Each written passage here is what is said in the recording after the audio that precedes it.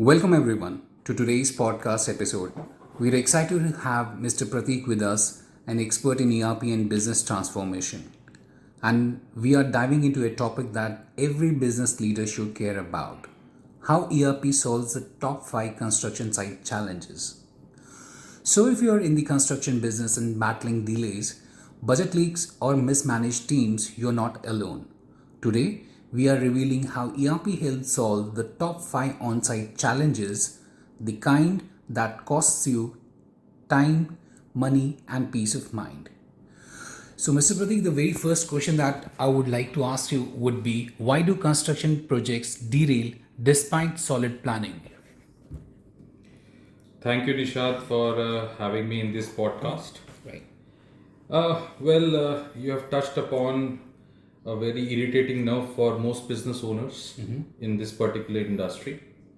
As far as planning is considered, we talk about planning in a lot of respect. We talking about financial planning, material planning, resource planning, and then there is an concern about other resources which come into play.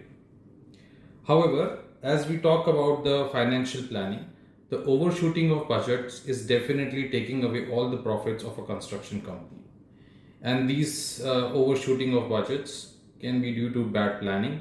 It could be mismanagement of operations. It could be delays due to bad vendor relations. Of course, financial and budgetary control is also a must here. And finally, the most important factor, bad governance of projects. This ultimately leads to project failure or even lostful projects as well. Right. When we come to the ground, there is a lot of things which are happening which can turn things around.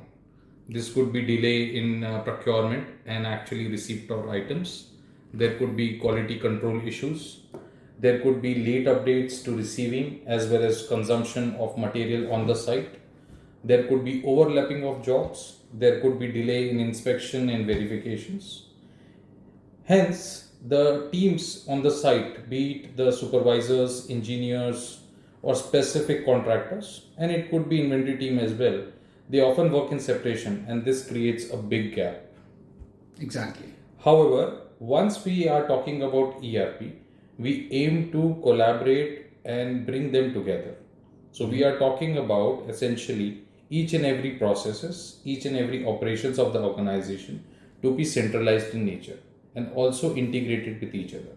So we talk about procurement planning, we talk about movement of goods, we talk about financial planning, we talk about mobilization of resources, material, money, we talk about funds and their availability. We also talk about demobilization at the end of the project. Start to finish, department to department, process to process, everything needs to be in sync, which will allow us to see real-time data. Also put validations where things go wrong or out of control. Please note that a working in a raw and unstructured environment would require a definitive mindset change to adopt ERP. Once we adopt the ERP, the companies would be able to see a tighter control over different resources. And I can very confidently say that most companies will reap benefits at least 30% reduction in project delays as well as financial numbers as well. Great. Now, coming to the second question, I would like to ask you, how can ERP help reduce material wastage and avoid stock outs? So, Nishad, important consideration for talking about wastage and stockouts is again coming back to our first question where we talk about material planning. Now, material planning would involve clearly laying out your project schedules and when the material would be required. Be it initial surveys of the sites, be it talking about initial procurement. Now, your project may be running for a year or so, and you may not want to bring the material which is required, let's say, in the 6th month of the project. So, when the material is required, at what cost the material is required, with which vendor, with which quality is extremely critical in nature. Unfortunately, due to bad planning or inefficient planning, I would rather say, most sites in these projects either overstock or are understocked. Also, these inventory are not kept fine. The quality control at the site, the upkeep leads to damage, and in some localities and countries, There is also case of pilferage as well as theft. There is no clear linkages between the actual demand of the site, the procurement, and the data which is currently being managed by different operations. This, if without ERP, would be registered in some Excel sheets or maybe some paper diaries. When you do manual tracking, effectively means that the real-time data does not reach the headquarters or different sites. The vendors and even the stakeholders would never be able to track what is the actual data consumption on a specific day, how much material is available, and when should be the ideal time to order. Even ensuring that the teams log consumption realistically on the same day becomes a big issue. Once we bring the ERP into picture, first of all, each and everything is clearly aligned, effectively meaning the system only requires the purchase team to make orders only once the inventory is required. Secondly, we can have a real-time update from the site based on the consumption, which is updated in real time, to ensure that even if the inventory or procurement was planned, if the material is available due to delay in any work, you don't order inventory in advance. Okay, Right. Meaning which the money that you spend in inventory or procurement gets stuck. If this is all done right, if this is done with proper planning, if this is done with proper discipline, most of the construction companies would be able to cut maximum amount of wastage, and believe me, millions of amount of money is saved per project just by having the right material at the right time. You might already have heard about just in time. This is what just in time, where just in time is required. Well, that was awesome, and surely our listeners would feel confident and they'll understand how they can reduce the material wastage and the stockouts there. Now, the other question that comes in mind would be, why do construction budgets keep getting blown out? Well, you have used a quite strong word, blown out, but literally you are right. Well, let me look at it this way. When budgets are derived for most organizations, especially in the construction domain, most of them are not able to do micro budgeting.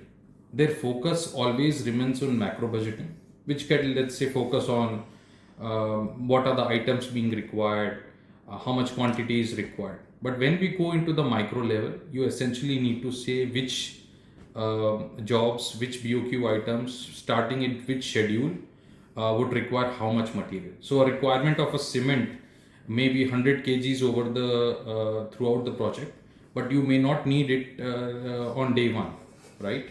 So the original planning which is done at the macro level is still limited. Also, even if it is done at a macro level or even it is done at a micro level, it starts spiraling once the execution starts. Because the second problem that comes here is there is no clear budgetary control. So effectively meaning, if I decide to buy something based on my initial budget, how much is being actually consumed, in which particular job or BOQ that it was designed or designated for is not recorded. Secondly, the costs which are recorded after the spending is done at a later stage, which essentially means that the budgetary control is not real time in nature. If I'm trying to order some item today, I also need to see what about the material which was already ordered, has it been consumed at the right place, and whether this is going to create any budgetary issues in the future jobs or BOQs which are still pending. Here it is important that there is no shortcut being taken and the project, operations, finance, procurement teams are in sync with each other, which they are actually not. Hence, the ERP, which effectively allows you to track this end to end, allows you to put validations at place. That means once I raise a procurement request to a purchase department, effectively it takes me and ensures that this is for the right jobs or for the right schedule for what it was designated. Secondly, once it is being consumed, I consume it in real time, making a direct impact on my budgets, effectively telling me at any point of time, either in stakeholder reports or even creating new purchase orders, what has already been consumed and what is the real time impact on the budget. Great decision making and ability to control gives a decent advantage to organizations. So effectively you are stable and you are on ground and balance right from the start of the project itself. I can very well say this budgeting module, which is a prominent part of the project management system, gives you at least 20% advantage over your competitors just by shifting to a well managed system, software system like an ERP. Well, great. Now, now let's see. Could you let us know how can ERP systems streamline subcontractor and workforce management altogether? This is an important consideration considering the uh, current scenario that most organizations, instead of hiring resources, rely on experts or hire subcontractors primarily to manage their own work, because most of the projects have a combination of multiple skills, be it electricians, be it civil work, be it plumbing, be it equipment operators, and there could be many. Now, there are n number of contractors, subcontractors working at different sites, and they can play multiple role depending on their expertise that they bring to the project. Which means some subcontractors can come with the material, some will be without material. There may be contractors who are only focusing on the workforce, specialized workforce, and so on. Unfortunately, these subcontractors are not part of your system, effectively meaning that they're working, the transactions with them are lost. A lot of times, their management relies on the discipline and even honesty of the project managers or site engineers at specific project locations, effectively meaning that no centralized tracking leads to effectively duplicate billing, delayed billing.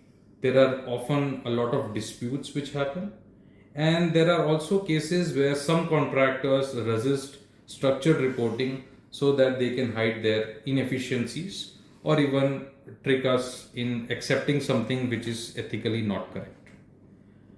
Once we bring ERP into picture based on our portal systems, what we can do is we can bring these vendors, subcontractors to our portal, effectively meaning they are now working as part of one team, effectively logging in their work orders, their work progress, their approvals, and effectively also their hours can be logged, the material that they consume, and most importantly, their progress can also be logged, effectively bringing everything under one digital umbrella.